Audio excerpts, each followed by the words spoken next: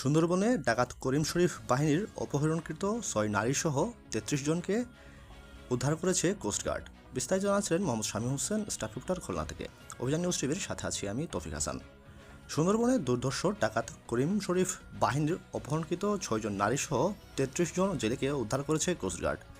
বৃহস্পতিবার ১০ এপ্রিল ২০২৫ সকালে coast guard media কর্মকর্তা লেফটেন্যান্ট কমান্ডার সিয়ামুল হকের তথ্য অনুমতি জানান। তিনি বলেন, গোপন তথ্যের ভিত্তিতে সুন্দরবনের দুর্ধর্ষ ডাকাত করিম শরীফ বাহিনীর তাদের গোপন আস্তানায় ১৬টি নৌকাসহ ৩৩ জন জেলেকে জিম্মি করে রেখেছে। প্রাপ্ত তথ্যের ভিত্তিতে বুধবার ৯ এপ্রিল সকাল ১১টা হতে সন্ধ্যা ৭টা পর্যন্ত বাংলাদেশ কোস্টগার্ড বেস মোংলা ও আউটপোস্ট নলিয়ান কর্তৃক সুন্দরবনের করকরি নদীর মাল্লাখালী এলাকায় একটি বিশেষ অভিযান পরিচালনা করা হয়। অভিযান চলাকালীন কোস্টগার্ডের উপস্থিতি টের পেয়ে ডাকাত দল ফাঁকা গুলি ছুড়ে অতি দ্রুত বনে পালিয়ে যায়। পরবর্তীতে উক্ত এলাকা থেকে অপহরণকৃত ৯ জন নারীসহ ৩৩ জন জেলেকে ১৬টি বোটসহ উদ্ধার করা হয়। হস্তান্তরের কার্যক্রম প্রক্রিয়াধীন রয়েছে।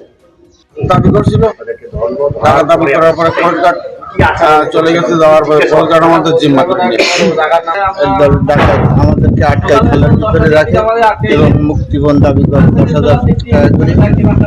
এরপরে আমাদের খালের ভিতরে ঢুকে রাখে। কিছুক্ষণ পর কোস্টগার্ড যাই আমাদেরকে উদ্ধার করিয়ে আসে। আমরা কত কোস্টগার্ড কি টাইগার কি হারিয়েছে যা আসুক দেখি দাও হাই ঘরে তো বুড়ি রয়েছে পরে দেখি আমরা বাইরে